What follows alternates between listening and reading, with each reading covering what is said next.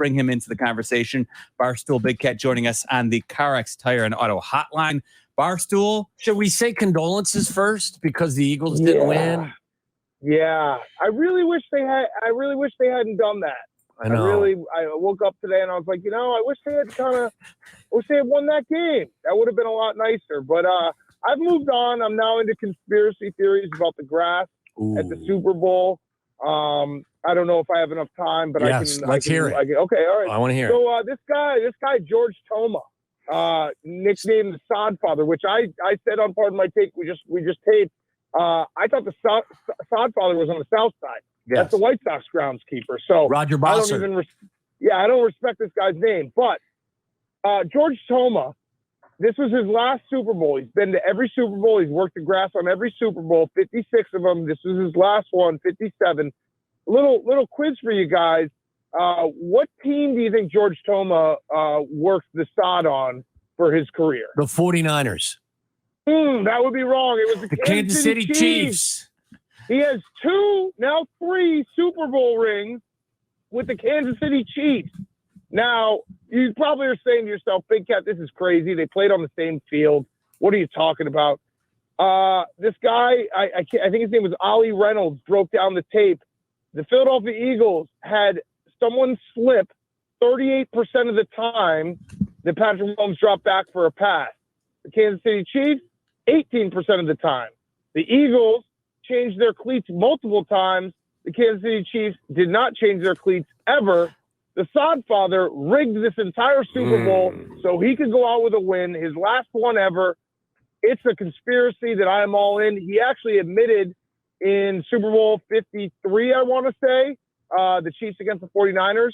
He told Roger Goodell, I'm rooting for the Chiefs. Me and Clark Hunt are very good friends. So, did he just stop rooting for the Chiefs this time around? I don't think so. The sod did them in. That game is illegal. It should be under protest. I should win my bet. I will say this as well. There is a great video that I saw that it accentuates your case.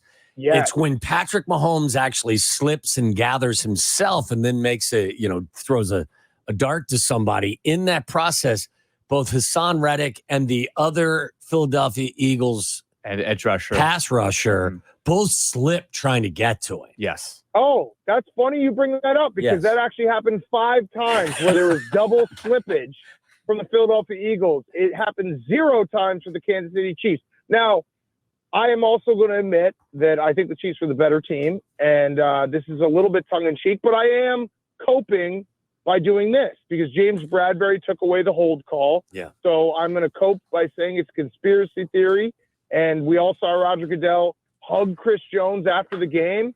Just a lot of smoke.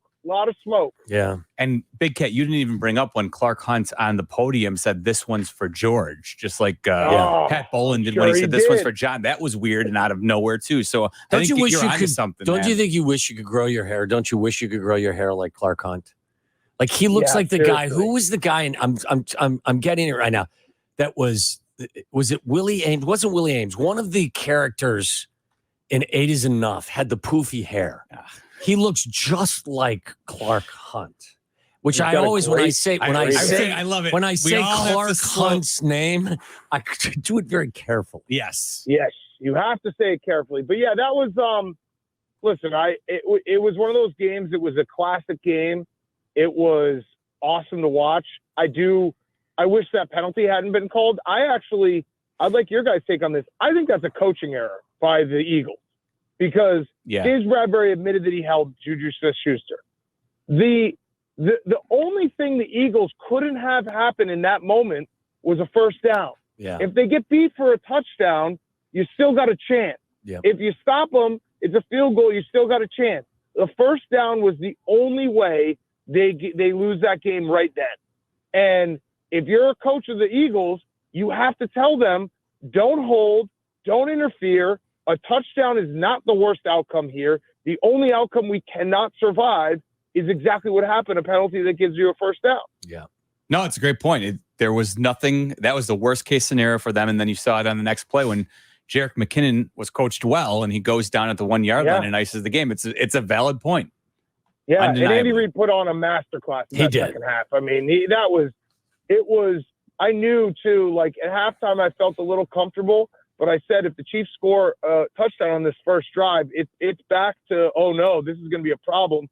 And that's exactly what happened. They were able to move the ball whenever they wanted. I thought the Eagles got a little too conservative, and it was a great Super Bowl that we didn't get a fantastic ending just because of that penalty. The video of your producer, the compilation of his emotions, the roller coaster, is one of the funniest things I've seen in a very long time. I feel bad for him. I'm not going to lie. We should, though, and Barstool Big Cat shared with us last week, if you missed it, of course, he paid for his producer, who is a huge Philadelphia Eagles fan. He paid for his ticket, but only under the condition if the Eagles won, and of course, Big Cat won his bet, the tickets were on Big Cat. However, if the Chiefs ended up winning that game, then his producer owed him, what was it, $6,000 for the tickets? $6,000.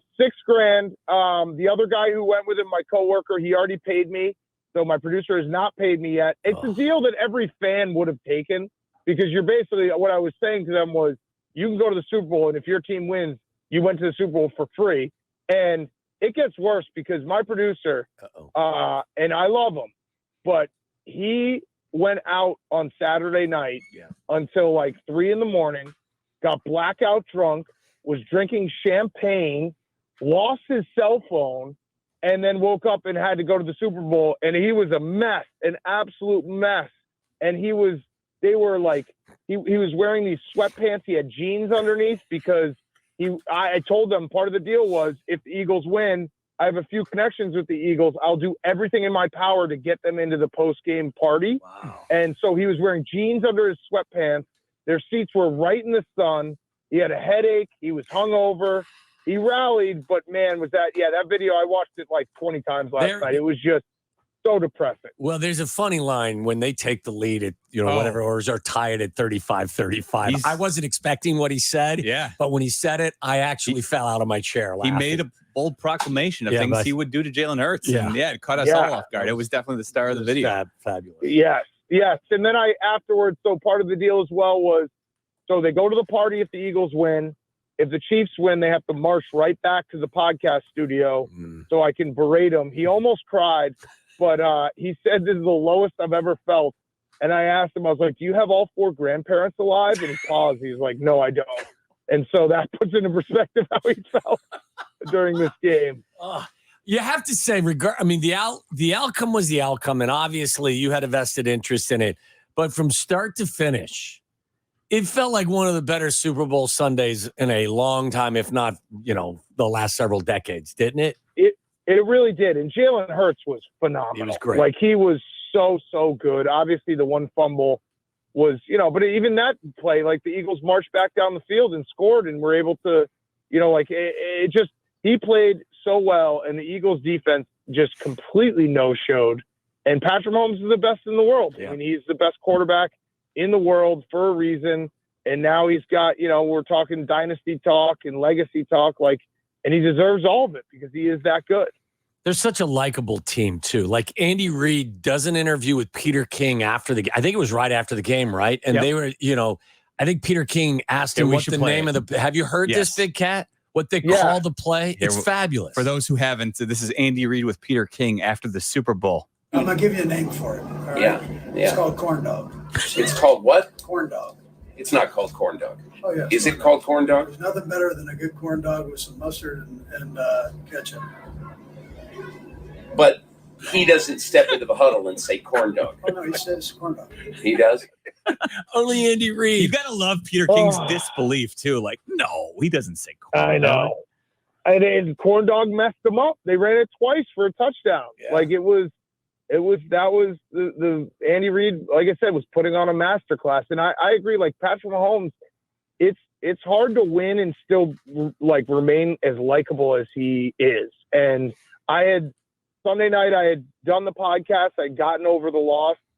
And he hit me up and he just said, sorry, bud, with crying face emoji. And it's just like, I can't even be mad. Yeah. The guy is just, he's that good. Yeah, it's definitely a different approach. The way Patrick Mahomes is very humble after winning his second Super Bowl, as opposed to Juju Smith-Schuster, who's sitting at Valentine's picking the scab of James Bradberry, and then A.J. Brown coming to Bradberry's rescue. What did you think about what played out on Valentine's Day today on social media, Big Cat? I like it. A.J. Brown's got his teammates back, and Juju Smith-Schuster, that was bold of him. Because yes, it was. A.J. Brown was kind of correct. That Juju Smith-Schuster was a little bit – his career was on the ropes there, and he got linked up with the best quarterback in the league.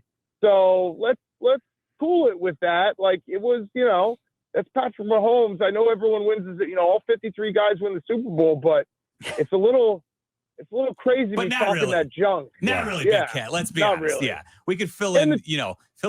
We'll take 10 guys from the Chiefs roster. If Mahomes is one of those 10, we'll fill in the 43 around him. Chances are pretty good they'll all have that Super Bowl ring when all is said and done. Yeah. Yeah. And the Chiefs offensive line was great. I regret meeting those guys on Wednesday night in Arizona and barking at them and telling them that the Eagles pass rush is coming. That was a regret of mine. But I did start the tampering process. I don't know if you guys saw, Orlando Brown tweeted at me because I had barked at him with a picture of the trophy and just sunglasses emoji. And I just said, congrats. Can't wait to see you in Chicago next year. Because I would hope that's one of the guys that Ryan Poles has circled to be protecting Justin Fields next year. Well, that's where I was going next. Now, are you in some sort of mourning phase because the season has come to an end, or are you rejuvenated because I think in 14 days the combine begins, and because this Bears offseason should be the most exciting offseason of our recent life? Yeah, that is exciting. I always get a little mourning after football. I do an assessment of my life. I think I'm going to start Olympic weightlifting again. That's going to end up in a really bad injury. I might start microdosing mushrooms. Really? So yeah, there's some things I've been thinking about that I'm going to start doing. I maybe read, but probably not.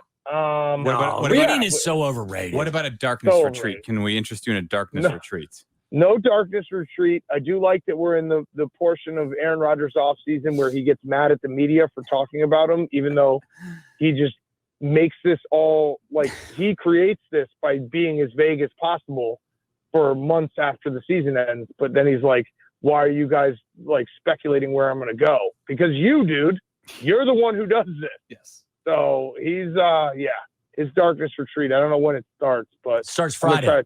This Friday. Yeah. Oh, it starts Friday. It starts this Friday. Do you think you could spend 4 days in total darkness? No. I couldn't either. No chance. Zero chance. I can't spend 4 minutes in total darkness. Yeah. Well, you're going to have access to the ability to put a few dollars down on a college basketball game in between, exactly. moments. We turn the page. It's college basketball season. March Madness is 4 weeks away. We'll pick up the pieces of football season.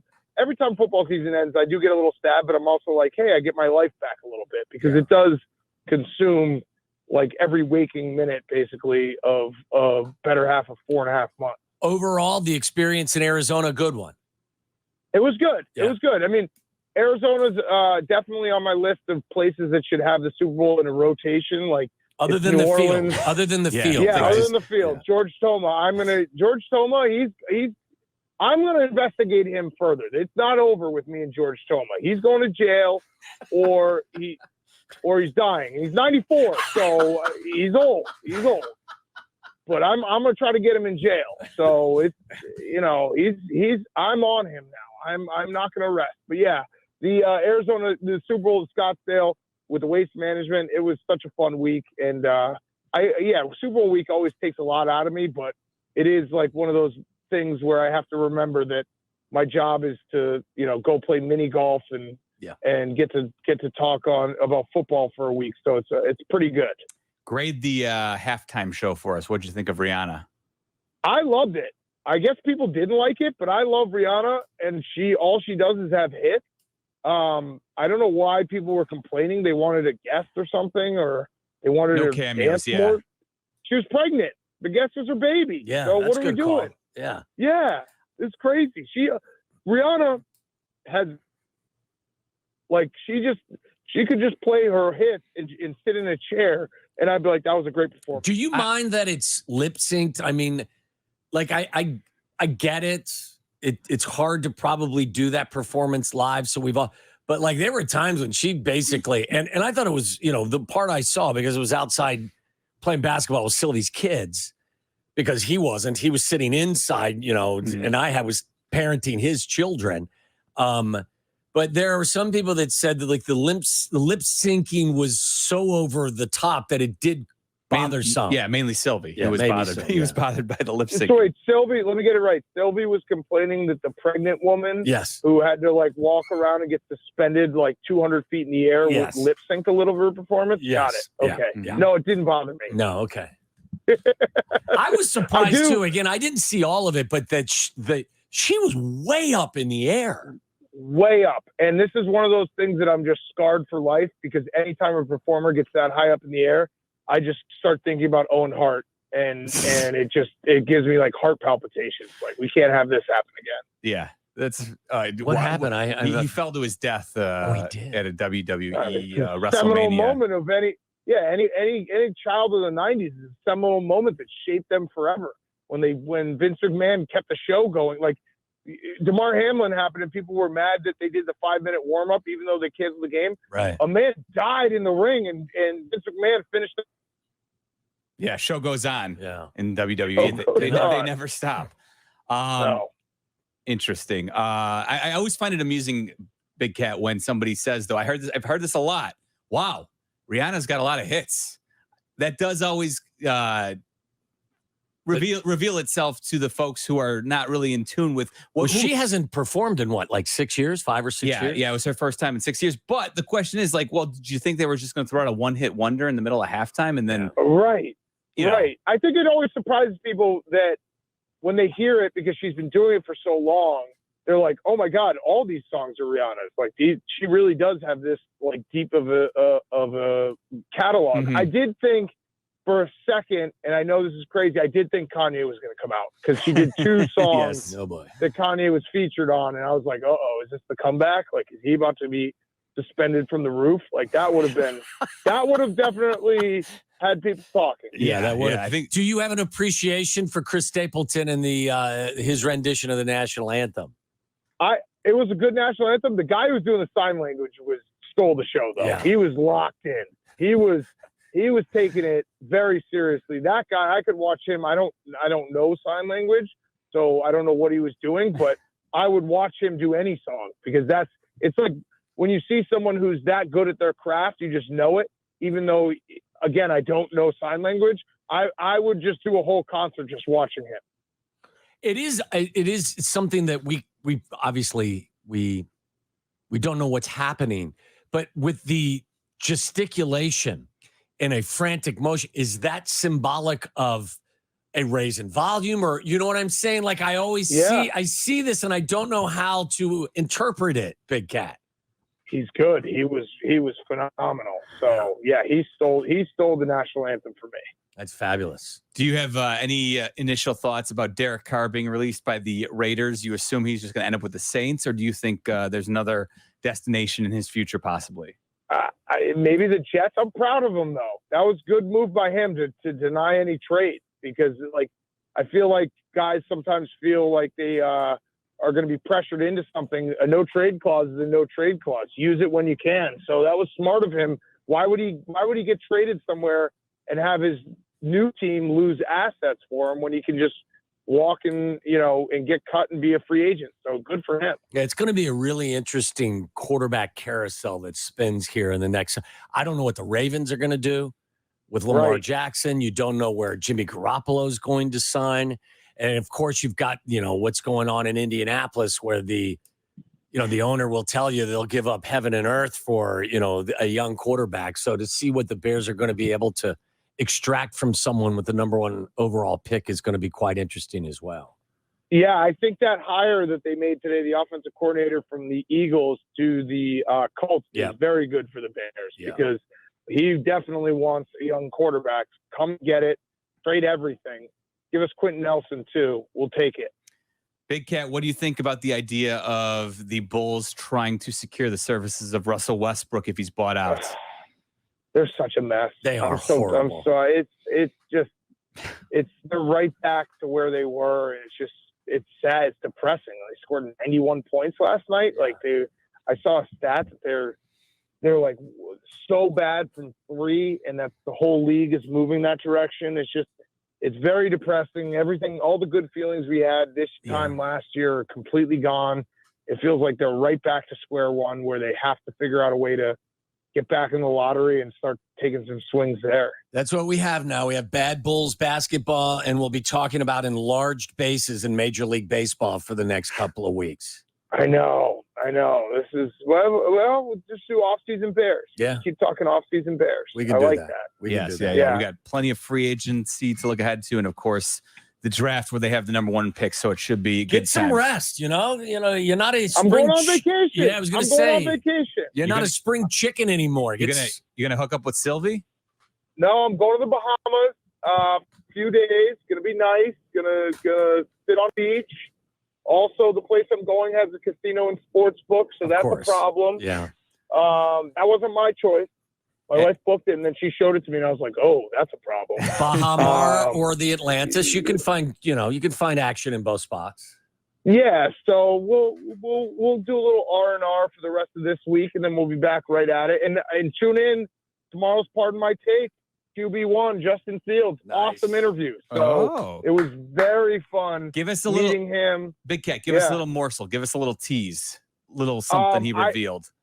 Okay, I think that one of the clips is going to be for anyone who's not a believer in the Arlington Heights move. We'll make him one. He was saying how fast he feels on turf, on non-natural grass, and how the wind maybe slows him down a little bit. So we need to get that going because we need him as fast as possible. Also, not a foot fetish guy. He cleared that up.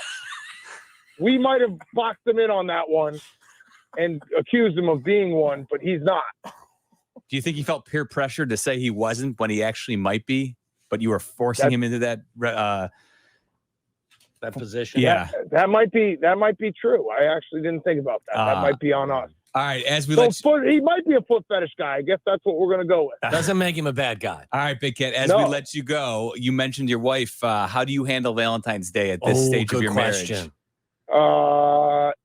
about the kids. It's about the kids. Yes, it is. Yeah, the Get kids. them some chocolate. Love the kids. Yeah. They're my Valentine. Good move. No, we did chocolate. I did flowers. I do the whole thing. I got the whole routine. I got it down pat. But they really screwed us this year because the Super Bowl being this close to Valentine's Day, it snuck up on everyone. I agree. I had the same exact thoughts. Sweetest day in the future that you can redeem yourself with. Yeah, I think 2027 Super Bowl Sunday is Valentine's Day. That will be an Armageddon. No, I don't know what they're doing with that. It won't happen. It won't get in the way. They'll be on to 18 game schedules. Yeah, it'll be right up against President's Day holiday in the future. Don't worry. By 2027, it'll be cleared. No worries. Okay, perfect. Awesome. All right, Big Cat. As Have always, a good trip, buddy. We appreciate it. All right. Thanks, guys. Appreciate it. Talk to you later.